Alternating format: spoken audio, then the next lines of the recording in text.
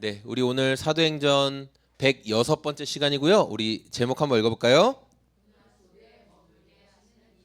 네, 오늘은 하나님께서 우리를 고난 속에 머물게 하신 이유가 뭘까라는 내용으로 같이 함께 하나님 말씀을 나누겠습니다. 자, 우리에게 익숙한 짜잔 지도로가 이제 또 다시 등장했죠.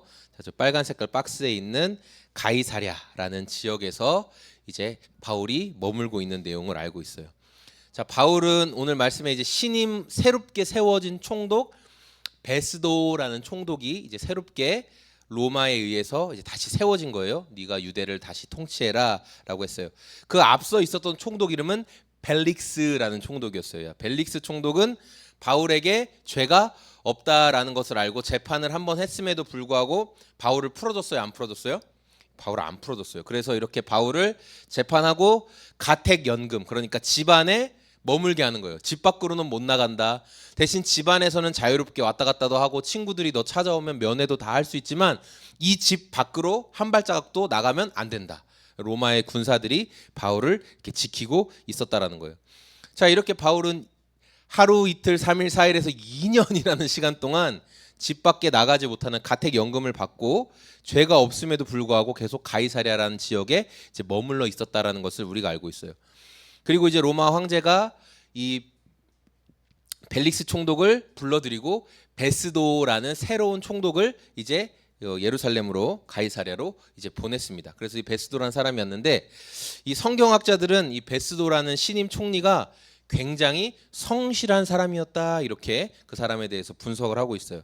왜냐하면 이 베스도는 자기가 발령 받자마자 바로 이틀 정도 만에 예루살렘으로 가거든요. 그러니까 그 당시 가이사랴라는 지역은 행정적인 수도였어요. 행정적인 수도. 로마에서 이제 유대를 통치하기 편리하게. 그런데 실제로 이스라엘 사람들의 실제 수도는 어디예요? 마음의 수도. 저 황금 막 사원이 있는 예루살렘 맞아요. 그 사람들의 실제 사람들이 가장 많이 모여서 살고 있고 또 이스라엘에서 제일 중요한 게 뭐예요? 성전, 그렇죠? 성전이 있고 거기는 이제 예루살렘이기 때문에 예루살렘이 또 산에 들인 공회도 있고 그래서 마음의 수도는 예루살렘이거든요. 그런데 이 새로운 베스도 총독이 가이사랴에 부임해서 잠깐 있다가 바로 예루살렘으로 갔다라는 거예요. 그러니까 자기가 관할해야 될 그 중요한 두 지역을 최대한 빨리 둘러보고 사람들을 어떻게 딱 사로잡아야 되는지를 생각하는 그런 사람이었다라고 성경학자들은 말하고 있어요. 그런데 이 그 베스도라는 총독이 역사학자들에 의하면 부임받고 2년 만에 죽어요. 네. 그러니까 주후 예수님 이후 60년에 이 부임을 받았는데 그런데 이제 2년만 있다가 어떤 질병으로 인해서 죽게 되었다. 그러니까 통치를 2년밖에 못한 거예요. 자, 이제 그런 역사적인 이야기가 있습니다. 자, 이제 빨리 예루살렘으로 찾아가서 뭔가를 이제 사람들도 만나고 하는 이 베스도의 모습을 보면서 아, 이렇게 성실한 사람이 총독으로 부임했으니까 바울의 억울함이 금방 풀리겠구나. 그렇죠? 승건 승민이. 우리가 그렇게 생각할 수 있다라는 거예요. 자, 우리 2절 말씀인데요. 2절 말씀 읽어보겠습니다. 시작. 대제사장들과 그들은 그에게 네, 어제 그 하나로마트를 갔는데 하나로마트 계산대 바로 앞에 아주 성탄절 성물이 이렇게 크게 딱 진열돼 있더라고요. 이제 친구들이 조르죠. 이거 사주세요. 뭐 사주세요. 졸라요. 그렇죠? 자기가 원하는 게 있으니까. 이 유대 종교 지도자들도 새롭게 부임한 베스도 총독을 보자마자 어떻게 해요? 마구마구 졸라대는 거예요. 이때다. 이때 우리가 원하는 것을 총독에게 얻어내자. 총독이 업무 파악을 더 하고 옳다 그르다 뭔가를 판단하기 전에 우리가 빨리 총독을 졸라서 우리가 원하는 것을 얻어내자. 총독이 원하는 게 뭐였어요? 그 유대 종교 지도자들이 원하는 게 뭐였어요? 바울을 없애버리는 거 맞아. 바울 죽이는 게 그들의 목표였거든요.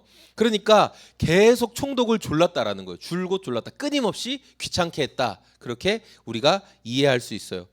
그러니까 총독이 제대로 된 이성적인 판단을 못하도록 옆에서 우리에게 원하는 것은 한 가지입니다. 총독님, 이 유대 사람들의 마음을 사로잡으시려면 지금 딱 한 가지만 해주시면 되는데 뭐냐? 바울을 죽이시면 됩니다. 그럼 우리는 다 당신 편이 될 것입니다. 당신의 정치적인 입지를 다 넓게 도와줄 것입니다 하면서 이렇게 계속 끊임없이 이야기를 했다라는 거예요. 이건 근데 예의가 아니죠. 총독이 이제 인사하러 온 거예요. 네, 새로 발령 받았습니다. 우리 한번 잘 해봅시다. 그렇게 인사하고 같이 만찬회하고 그렇게 그냥 돌아가면 되는 건데 거기에다 대놓고 우리가 원하는 것이 있어요. 이거 해주세요. 이거 해주세요. 계속 지금 그 얘기를 했다라는 거죠. 여러분, 우리가 이 짧은 한 장면을 보면서 생각해야 될 게 뭐냐면 어떤 일이 진행될 때 그것이 질서와 순리 안에서 진행되는가를 항상 우리는 생각해야 된다라는 거예요. 하나님의 인도는 질서 있게 진행이 돼요.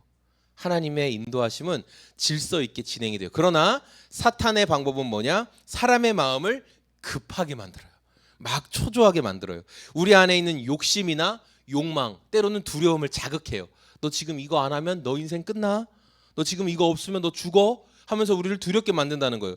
그래서 당장 하지 않으면 안 되겠구나. 이거 당장 안 하면 어떤 뭐 큰일이 나겠구나. 이런 생각이 들면서 우리가 그 결정을 내리게 만들어요. 그리고 그 결정은 후에 내가 그때 왜 그렇게 선택했지? 라는 굉장히 큰 후회로 남게 한다라는 거예요. 우리 3절 말씀도 읽어보겠습니다. 그들은 그에게 제발 바울을 예루살렘으로 매복시켰다가 바울을 죽일 계획이었다. 자, 종교 지도자들이 바울을 왜 빨리 바울에 대한 재판을 열어달라 총독을 끊임없이 졸랐던 이유가 여기 정확하게 기록이 되어 있죠. 왜냐하면 이 사람들은 바울이 예루살렘으로 재판받기 위해서 올라오면 재판을 열어주고 싶은 게 아니에요. 그렇죠? 그 틈을 봐서 여전히 바울을 죽이기까지 먹지도 마시지도 않겠다고 작정했던 특공대원들이 있잖아요. 계속 그 사람들을 동원해서 바울을 혼란한 틈에 싹 죽여버려야지 재판 열어주려고 했던 거 절대 아니다라는 거예요. 이렇게 종교 지도자들은 새로운 총독이 왔음에도 불구하고 그를 막 정신적으로 굉장히 압박하고 자신들이 원하는 것을 관철시키려고 했어요. 총독도 그 말에 얼마든지 넘어갈 수 있는 상황이었지만 사람들의 요청보다 더 강한 것이 뭐냐면 하나님의 약속이에요. 하나님의 약속. 그래서 아무리 종교 지도자들이 압박을 할지라도 하나님께서 바울에게 약속하신 게 뭐예요? 너가 로마에까지 갈 거야. 바울, 너는 로마에까지 가서 나의 이름을 증거할 거다. 그 약속을 하나님은 이루어 가신다라는 거죠. 그래서 베스도 총독이 뭐라고 이야기했냐면 바울이란 사람에 대해서 내가 알아보니까 지금 우리 로마 군사들이 그를 가이사랴에서 잘 감시하고 있다더라. 그럼 뭐 그런데 굳이 뭐 여기 불러 데려오냐? 또 한 가지. 나도 여기에 계속 머무를 순 없다. 나도 가이사랴로 가야 된다. 왜냐면 거기 행정의 수도니까 업무를 해야 되니까 나도 거기 가야 된다. 그래서 말하죠. 그러니까 너희들 중에 혹시 바울에 대해서 이렇게 지금 막 열정적으로 이야기하는 거 보니까 쌓인 게 많은가 본데 그럼 같이 가서 거기서 재판하자. 이렇게 이야기했다라는 거죠. 우리 6절 말씀인데요. 같이 한번 읽어보겠습니다. 베스도는 예루살렘에서 여드레인가 열흘인가를 지낸 뒤에 가이사랴로 내려가서 네, 아마 그 총독이 예루살렘에서 한 8일에서 10일 정도 이제 머물러 있었어요. 더 머물고 싶지 않았을 것 같아요. 제 생각에도 하도 옆에서 난리를 치니까. 그래서 이제 가이사랴로 바로 돌아왔습니다. 그리고 바울을 불러들였어요. 자, 바울을 저 사람에 대해서 하도 이야기 많이 하는데 한번 재판해보자 라고 바울을 불러들이자마자 유대의 종교 지도자들이 바울을 둘러싸고 또 이제 이 사람은 이렇게 얘기하고 저 사람은 저렇게 얘기하고 난리가 났어요. 왜냐하면 이제 변호사 더둘로가 없어요. 왜냐하면 더둘로 사용하는 작전이 성공했어요? 실패했어요? 실패했잖아요. 어쨌든 그러니까 그 사람들은 또 이 사람은 이 말하고 저 사람은 저 말하는 그런 이야기를 막 하기 시작했다는 거예요. 근데 중요한 건 이들이 바울은 엄청나게 큰 죄인입니다 라고 말했지만 증거를 제시했어요? 못했어요? 증거는 제시 못했어요. 말로만 엄청 큰 죄인이에요. 말은 엄청나게 많이 했었다라는 거죠. 우리 8절 말씀도 읽어보겠습니다. 바울은 나는 유대 사람의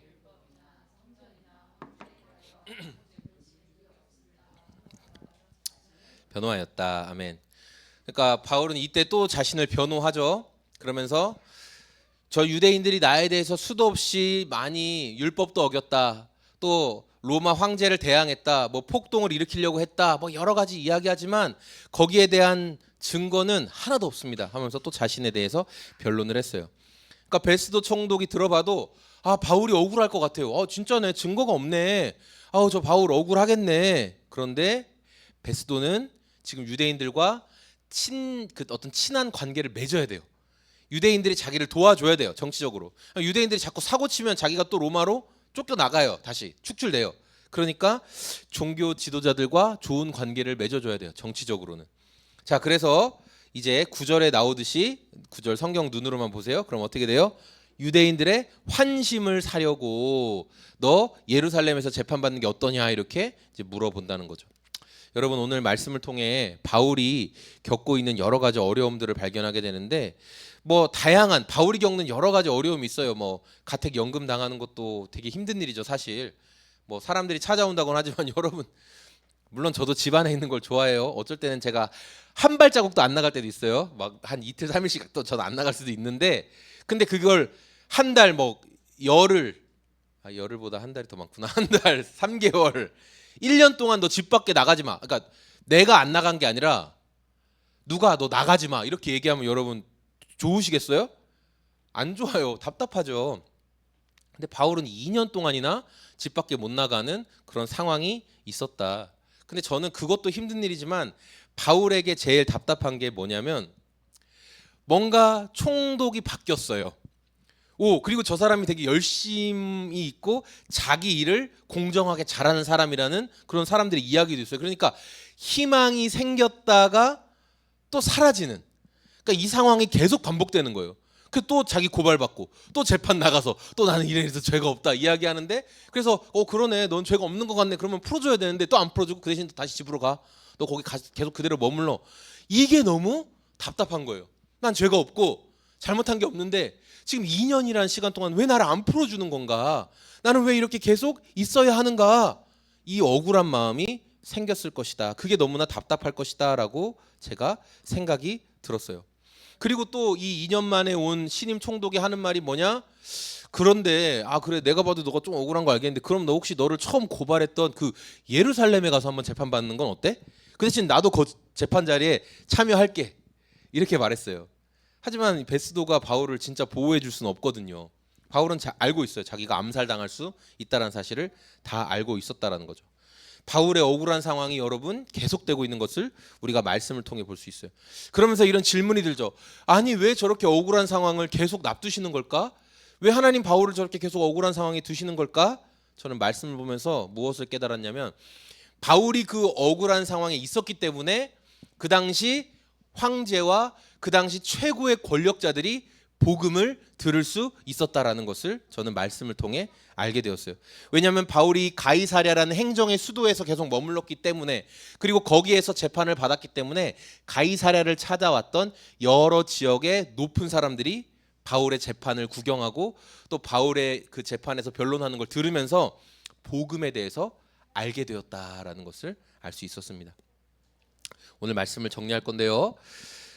이제 억울한 고발을 당해서 재판을 받고 있는 바울의 모습을 생각해 봤어요. 자, 바울을 재판하던 총독 벨릭스, 이제 먼저 앞서 재판했던 벨릭스는 바울이 죄가 없다는 걸 알면서도 풀어줬을까요? 가둬놨을까요? 가둬놨죠. 맞아요. 우리 순간이 가둬놨어요. 바울의 그 자유를 제한하고 집안에만 딱 머물러 있게 하는 벌을 내렸어요. 그런데 이제 금방이라도 억울함이 풀릴 줄 알았는데, 왜냐면 죄가 없으니까, 우린 죄 없으면 난 금방 해결될 거야 이렇게 생각하는데, 몇 년이란 시간 동안 갇혀 있었다고요? 무려 2년이란 시간 동안 계속 갇혀 있었어요. 희망은 점점 사라지고 있는데 그때 총독이 딱 바뀌는 거예요. 와, 총독이 바뀌는구나. 그리고 새로 바뀌는 베스도라는 총독은 뭔가 자기 일을 잘하는 사람이라더라, 그 사람 아주 진실한 사람이라더라, 이런 이야기가 들리니까 바울의 마음에 어떤 기대감이 막 생기기 시작했죠. 그런데 바울의 기대와는 달리 신임 총독은 굉장히 성실한 사람인 것처럼 보였지만, 그러나 이 사람도 똑같이 유대 종교 지도자들과 좋은 관계를 맺어야 하는 관리자였어요. 관리자, 공무원이었어요. 그냥 쉽게 얘기하면. 그래서 유대 종교 지도자들의 환심을 사기 위해서 바울에게 너 예루살렘 가서 재판 한번 받아볼래? 이런 바울에게서 있어서는 들어서는 안 되는 말까지 했었다라는 거예요. 그러니까 앞서 벨릭스 총독이나 새로 바뀐 베스도 총독이나 크게 다를 바가 없는 상황이 바울에게 되어버린 거예요. 아, 이 사람도 재판을 제대로 진행할 생각이 없구나. 바울은 그렇게 생각한 거예요. 왜냐하면 그냥 이 가이사랴에서 너 무죄야, 너 증거가 없네 하고 풀어주면 되는 거예요. 왜 예루살렘까지 못하러 데려갑니까? 그런데 하는 행동을 보아하니 이 사람도 내 재판을 제대로 할 마음이 없구나라는 것을 지금 바울이 알게 되었던 거죠. 바울의 억울한 상황이 또 반복되는 거예요. 난 언제까지 여기에 갇혀 있어야 되는 걸까? 그런데 능력 있으신 하나님이 바울을 왜 계속 억울한 상황에 놓아두셨다고요? 바울이 그 자리에 있어서 지위 높은 사람들이 복음을 들을 수 있게 하셨다는 거예요. 바울이 높은 사람들에게도 복음을 전하도록. 그래서 우리가 오늘 읽지는 않았지만 여러분 성경책의 13절 말씀을 보면 성경책의 13절 말씀을 보면 그 당시 갈릴리에서 북쪽 지역을 그 당시 이제 로마가 통치는 하고 있었지만 나라를 이렇게 분할해 가지고 통치하게 했었거든요. 로마가. 왜냐하면 한쪽이 너무 많은 걸 차지하면 안 되니까 찢어서 왕을 여러 명 세워서 분할 통치를 하게 했는데 그걸 성경에서는 이제 분봉왕 헤롯 뭐 이런 거 들어보셨잖아요. 나라를 분할해서 통치하게 만들었는데 그때 헤롯 아그리빠 2세가 갈릴리 북동쪽 지역을 다스리고 있었어요. 그러니까 그 사람도 어쨌든 왕이었어요. 왕. 자, 그래서 이 왕이 신임 총독인 베스도를 축하해주기 위해 가이사랴에 왔던 거예요. 이제 신임 총독으로 오신 거 축하합니다. 우리도 좀 많이 도와주겠습니다. 이제 이렇게 하러 왔던 거죠. 네. 여러분 이제 예수님이 하셨던 이 선포했던 복음은 평민들에게는 예수님이 약한 자들과 항상 함께 계셨기 때문에 그들에겐 쉽게 퍼졌지만 이게 금방 고위층들에게 올라가기는 쉽지 않았거든요. 복음이. 그런데 바울이 지금 가이사랴라는 행정의 수도에 머물러 있고 그리고 가이사랴의 재판정에서 계속 재판을 받으면서 권력의 핵심들에게 복음이 계속 증거되는 권력의 핵심들이 바울을 구경하기 위해 또 바울의 변론을 듣기 위해 와서 복음을 계속 들었다라는 거죠. 능력 있으신 하나님께서 저와 여러분들을 자꾸만 억울한 상황에 두시는 거예요. 하나님 저 이제 여기서 딱 벗어나게 해주시면 좋겠는데 이제 더 이상 이 상황에 머물지 않았으면 좋겠는데 왜 계속 그 상황에 머물게 하시냐? 그 이유가 있다라는 거죠. 우리 22절 말씀 같이 한번 읽어보겠습니다. 아그리빠가 베스도에게 말하기를 베스도가 내일 그의 말을 들어보십시오 하고 대답하였다. 왕이 그러니까 아그리빠라는 왕이 베스도 신임 총독에게 그 바울이란 사람 나도 그 사람 말 좀 들어보고 싶은데요. 이 사람이 가이사랴에 바울이 없었으면 바울의 말 들어보고 싶어 했을까요? 그렇지 않다라는 거죠. 그러니까 하나님은 이런 바울이 겪는 고난을 통해서 높은 자들에게 복음이 전해질 수 있도록 하셨다. 그 말인즉 저와 여러분들이 계속 고난의 자리에 머물러 있는 거예요. 하나님이 이 상황을 해결해 주시지 않는 것 같아. 그럴 때 우리가 하나님 이 상황 왜 안 해결해 주십니까? 왜 하나님 이 상황에서 능력 없으세요? 답이 없으세요? 그게 아니라 하나님 제가 여기서 어떻게 반응해야 되죠? 혹시 제가 이 자리에서 평소와는 다른 생각과 반응을 보이기 원하시는 겁니까? 제가 복음을 전해야 될 어떤 사람이 여기에 있는 것입니까? 그렇게 우리가 질문을 해봐야 된다라는 거죠. 주님, 이 상황을 통해서 저는 어떻게 영광을 돌릴까요? 바울은 가이사랴 법정에서 억울하게 계속 머물러 있으므로 오히려 그걸 통해 하나님께 영광, 복음을 드러내는 일로 그 인생을 드렸는데 그럼 저는 저의 상황에서 이렇게 억울하고 답답한 일들이 계속 이어질 때 거기에서 어떻게 주님께 영광을 돌릴까요? 그렇게 질문할 수 있는 그것을 통해서 하나님이 우리를 고난의 자리에 계속 머무르게 하시는 그 이유를 발견할 수 있는 저와 우리 소금제작소의 성도님들이 다 되시기를 소망합니다. 아멘.